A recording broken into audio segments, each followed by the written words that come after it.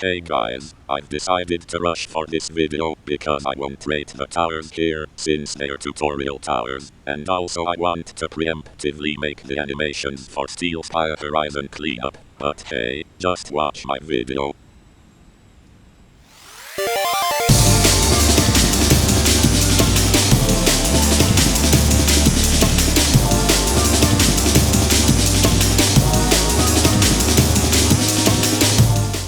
Tower of Genesis, made by one of the two owners of this game, Aetrnalis. This is also the easiest tower in the game. People complain that this tower is too boring, and I can see why, but remember that newer players have to get used to this game. Now about this tower, I think this tower does well at its job.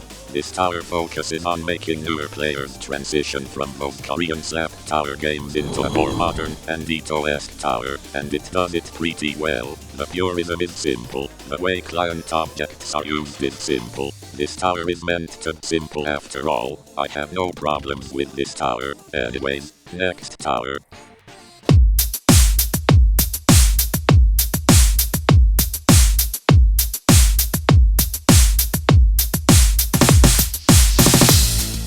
Tower of Buttons, the one made by Ty and 3XW. We won't talk about this guy. This tower looks different from the previous tower. It's a bit more abstract and has less fog and other design, but it's still a nice tower. This tower focuses on the button and morpher mechanics, and their permanent and timed counterparts. I like the way this tower teaches those mechanics. It teaches players everything. This useless button, these useful buttons, these timed buttons that hinder you for making progress. Then these morphers. It's great to teach players about client objects, and teaching them that these can be used either to give progress, or to slow you down from gaining progress. I have no problems with this. It's a great tower, another W for Ty. Anyways, time for the next tower.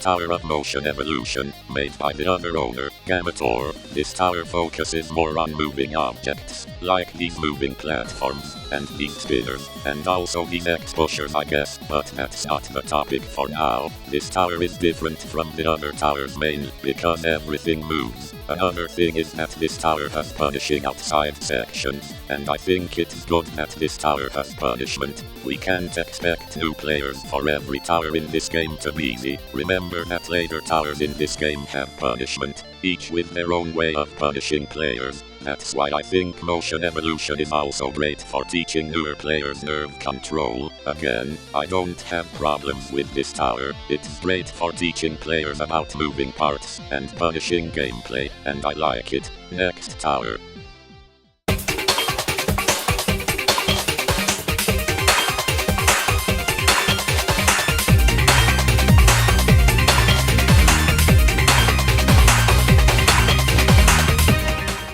Tower of Critical Damage, made by novaskaiii and theultimatedianite. This tower focuses on kill brick heavy gameplay. Obviously it's not TOWW level of kill brick heavy gameplay, but this tower is great for teaching players to stay away from anything that can damage them, and also teaching players to conserve health. This tower also teaches turrets. Sometimes it damages you, or sometimes it shoots out a moving platform that the player has to stand on. It shows that turrets are good boys, and good girls, and good enemies sometimes. I have no problems with this tower. Sure, there's probably not enough indication for new players, but they'll figure it out. Next tower.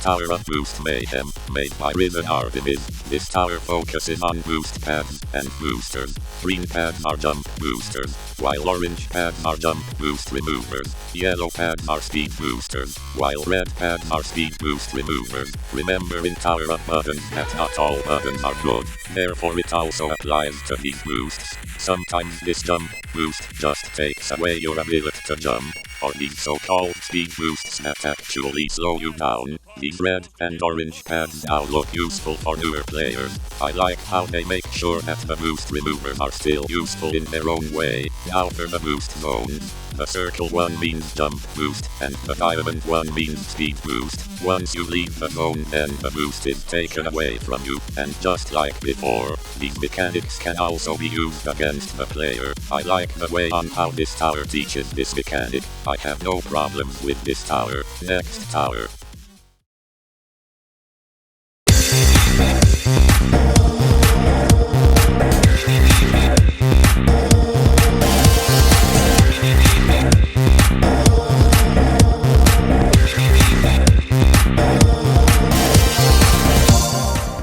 Tower of various pressures, made by Lizarpiz.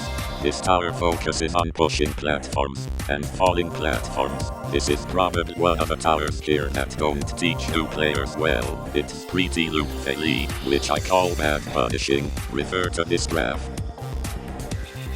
Now back to TOBP. The gameplay felt boring, even when the creative usage of pushing platforms. This tower just doesn't feel fun to play through, especially to newer players. Speaking of creative usage of pushing platforms, earlier areas don't really have end towers that give great complex exposure gameplay. The towers with complex exposure gameplay are at way later areas. These are my own problems with TOBP, well except for this exposure mechanic not working, but I'm sure it'll be fixed in later updates. Anyways, next tower.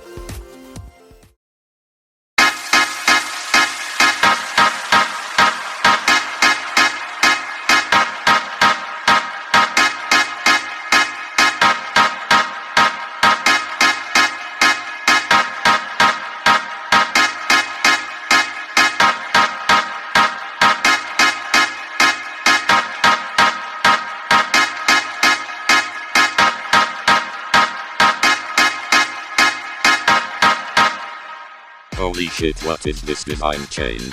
Tower of Kinetic Potential, made by ARXSIAS, driftindown, and a Gammator. This tower focuses on elevators and push boxes. The only thing I can say is, wow, that design. Newer players would be shocked the moment they played this tower after playing the mid-called Tower of Various Pressures. I don't think they'd care about the elevators and pushbox mechanic. I think they're too distracted on how the builders cooked with this tower. They didn't just cook, they straight up overseasoned it. The gameplay is fine though, nothing that mind-blowing. I have no problems with this tower. Next tower.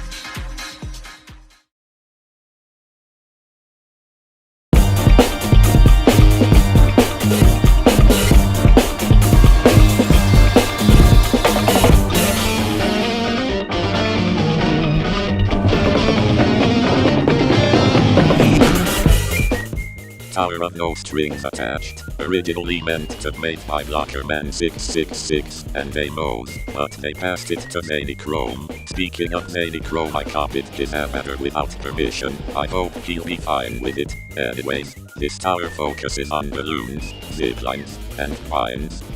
I don't remember any other tower that uses this wonky zipline thing, but if it's easy to do, then it's easy to do. Aside from that, the tower is great for teaching these three mechanics. It's fair for new players at first, but at the end you have to pick which of two of the last three floors to do first, as the last floor becomes unsafe, meaning you'll potentially lose your run if you fall, teaching newer players more about punishment in towers.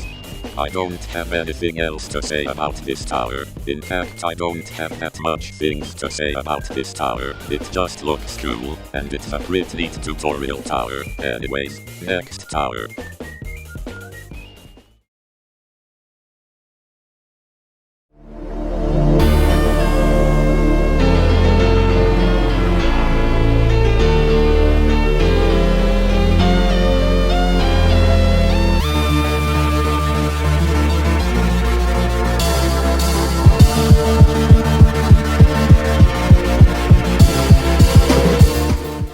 Tower of Keys to Success, made by DispensableArray and TheUltimatedianite. This tower focuses on the keys and locked doors mechanic. for being the oldest tower to be made and confirmed in this area. I think it does quite well for introducing keys. Well, even if it's the most straightforward mechanic given to a tower that's harder than other towers here. Anyways, this tower felt nostalgic for me. It felt nice playing a classic tower in a tutorial area, especially when it has decent gameplay. It was kinda confusing to me, but I still enjoyed it. I know that newer players might not like it, but I think this tower works well as an introduction to the key and locked door mechanic in the game. And I guess my other problem is the last floor, this key hunt. Thank God I only have to collect something like 75% of the keys. Otherwise it would be way more tedious. I have nothing else to say about this tower. Next tower.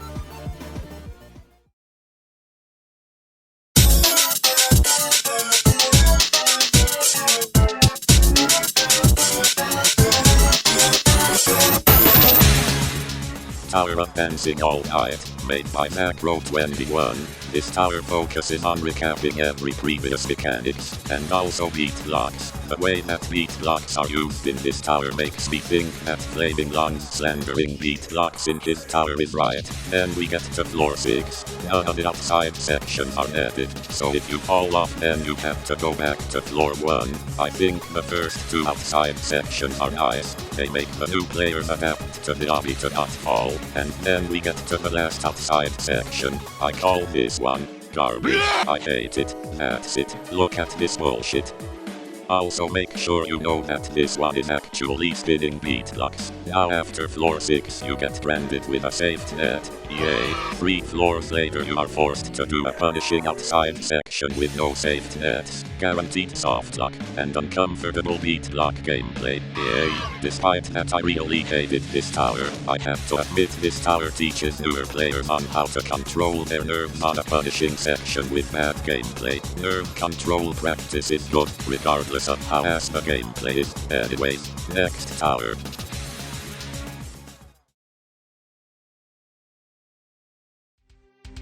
Citadel of Victory, made by TheBirbsWord. This Citadel doesn't focus on any specific client object. It's more of an introductory Citadel that introduces newer players on what playing a Citadel felt like, and honestly, it does not do well. The main issue with this Citadel is on how confusing it is. The first 2 floors are fine, but it just becomes confusing after most floors. I know this is hard difficulty, but come on, TOCD is 2 difficulties away from this, and it's way easier than this Citadel. This Citadel just felt repetitive and long, but putting the cons of this Citadel aside, it was pretty enjoyable. The gameplay is quite creative, and my goat Iris made music for it. Already peak Citadel for me. I have nothing else to say about this Citadel. Time for the last tower that really isn't a tower, but it's made by the same creator.